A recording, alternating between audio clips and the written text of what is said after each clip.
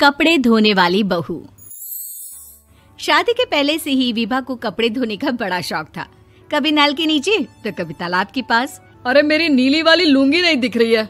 विभा की अम्मा, कहाँ रखी है लुंगी? अरे वो तो विभा ने परसों ही धोकर रखी थी आपकी अलमारी में, देखो वहीं होगी। वो ना मैंने आज धो दी, मुझे लगा कि गंदी हो गई होगी। अरे कैसे गंदी हो गई थी? उसे तो मैंने पहना भी नहीं। हे भगवान, इस लड़की के कपड़े धोने की आदत से परेशान हो गया हूँ मैं। जितना तो घर में राशन नहीं आता, उससे कहीं ज्यादा डिटर्जेंट पाउडर का खर्चा है। इसकी शादी करवा दो, शादी जाए अपने घर में ही करे काम, फिर चाहे घर के कपड़े धोने हो या पूरे गांव के। हाँ ठीक बोल रही हूँ, देखता हूँ मैं कोई लड़का। वो दिन भी आ जाता है जब विभा को देखने लड़के वाले आ जाते हैं। लड़की मुझे अच्छी लगी। होने वाली सास कहती है, बेटी अगर कुछ पूछना है तो पूछ लो। वैसे तो हमारी लड़की बहुत ही शर्मीली है, जो बोल दो वो मान लेती है, इसे क्या पूछना होगा। अरे कैसी बात कर रही हो माँ, मुझे इन लोगों के घर रहना है, सवाल तो कई है। हाँ हाँ बेटा, पूछ लो ना, क्या पूछना है। आप लोगों के घर कपड़े कौन धोता है? सास का मुंह बन जाता है। देखो, अगर तुम ये कहना चाहती हो कि तुम्हें कपड़े धोने नहीं आते तो सुन लो, कपड़े मैं ही धोती हूँ, लेकिन तुम्हारे आ जाने के बाद मैं रुमाल तक नहीं धोऊंगी। अरे चुप रहना भाग्यवान, बहू बेचारी घर आई नहीं, उसे डराना शुरू कर दिया। वो क्या है ना बिटिया, अभी तक तो ये कल्लू की माँ ही धोती थी, लेकिन अब तुम्हारे पापा तो दहेज में वॉशिंग मशीन देंगे ही।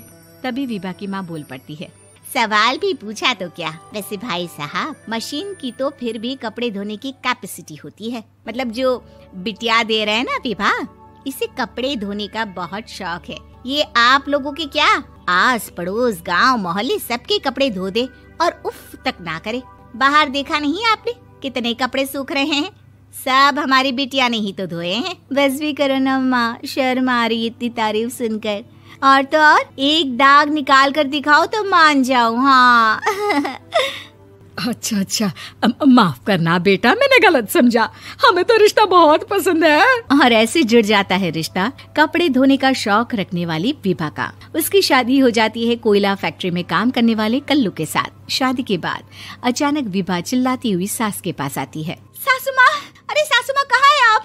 ये तो धोखा है, धोखा दिया आप लोगों ने मुझे। इसे ससुर के चक्कर के बारे में पता चल गया। अरे तो उसमें तुझे क्यों धोखा मिला है? अरे नल में पानी नहीं आता, कपड़े कैसे कब धुलेंगे? अच्छा, तू पानी नहीं आ रहा उसकी बात कर रही है। तो आपने क्या सोचा? कुछ नहीं। अच्छा, तेरी माँ ने कहा था कि कपड़े धोने का शौक है तुझे, याद आया मुझे।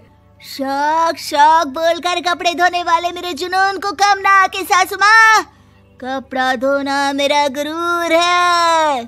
तभी पति भी वहाँ आ जाता है। अभी मैंने इसे सनी देओल की फिल्म दिखाई है, उसी के डायलॉग मार रही है माँ। अच्छा सुन, साफ साफ बता रही हूँ, पानी सुबह 4 से 6 और शाम को 10 से 12 आता है, समझी? विभा टाइमिंग सुनकर हैरान हो जाती है। ये क्या भूतों का मोहल्ला है? सुबह 4 बजे उठकर कौन कपड़े धोता है? 4 बजे टंकी में पानी जाता है, फिर सारा दिन धोना ना, किसने मना किया? अरे कैसी बात कर रही हैं? 200 लीटर की टंकी में कितने कपड़े धो लूंगी मैं? सुबह ही उठ जाऊंगी मैं। अब क्या था, विभा सुबह 4 से लेकर रात के 12 बजे तक कपड़े ही धोती रहती। एक रोज सास पड़ोस से निकलकर कहीं जा रही होती है कि साथ वाली कहती है, हाँ कल्लू की माँ, जरा ये बताओ कि 2 साड़ी है, 2 ब्लाउज और एक पेटीकोट और एक नाड़े वाला लंबा कच्छा। हाँ तो? अरे तो क्या, कितना लोगी धुलाई ये बताओ। धोबन दिख रहे हैं हम क्या? हमारे पति सरकारी नौकरी से अभी रिटायर हुए हैं और बेटा सुपरवाइजर है कोयला फैक्ट्री में। धोबन समझ रखा है हमें? हाय रे कल्लू की अम्मा, माफ कर दो, वो तो मोहल्ले में यही सब बता रहे थे कि तुमने बहू को कपड़ा धुलवाने के काम में लगा दिया है। सास को पड़ोसन की बात सुनकर गुस्सा आ जाता है। वो घर पहुंचती है जहां घर के बाहर ही इतने सारे कपड़े सूख रहे होते हैं जितने कि किसी धोबन के घर पर। अरे ओ कल्लू की दुल्हन, बाहर निकल। माँ जी यहीं आ जाओ, बाथरूम में चादर धो रहे हैं हम। अरे अभी हम धोते हैं, तुमको बाहर निकलो। ये आस पड़ोस वाले बोल रहे हैं कि हम बहू से कपड़े धुलवा कर उसे कपड़ा धोने वाली बना दिए हैं। अरे छोड़ो ना माँ जी, किन लोगों की बातों में आती हो? आस पास के लोगों का तो काम ही होता है कि वो किसी तरह सास बहू को लड़ा दे। बहू सारे घर के कपड़े धोती है, ये क्या कम है? बोलिए। सास को भी लग जाता है कि वो बहू का ये सनकीपन नहीं छुड़वा सकती, इससे अच्छा है कि खुद ही चुप हो जाए। एक रोज सास और बहू मंदिर जाते हैं, जहाँ सास की साड़ी वहाँ खड़ी भीख मांगने वाली से मिलती है। माँ जी क्या बात है, आपकी साड़ी उस भिखारन से कितनी मिल रही है ना? हाँ हाँ देखो तो, दोनों की साड़ी मिल रही है। क्या बात है कल्लू की अम्मा, तुम खुद को तो अफसर की बीवी बताती हो और ऐसी सिंपल सी प्लेन साड़ी पहनकर घूमती हो। सिंपल और प्लेन नहीं है ये साड़ी। तो क्या सोने के धागे से फूल बने हैं? कुछ भी सासू माँ, कुछ भी। हाँ बने थे इस साड़ी में सोने के धागे से फूल। मेरे पति लेकर आए थे मद्रास से स्पेशली मेरे लिए 10,000 की। है भाई साहब इस भिखारन के लिए भी सेम टू सेम साड़ी लेकर आए होंगे 10,000 की। सास उस वक्त तो कुछ नहीं कहती, लेकिन बहू के साथ घर आती है और अलमारी से एल्बम निकाल कर लाती है। ये साड़ी देख रही है, ये वही साड़ी है जिसे मैंने अभी पहना था। इस साड़ी में ये जो चमकदार फूल दिख रहे हैं ना, ये सोने के धागों से काटे गए हैं। लेकिन तू लोकल वॉशिंग मशीन ब्रश से घिस घिस कर सारे फूलों को निकाल कर साड़ी प्लेन कर दी।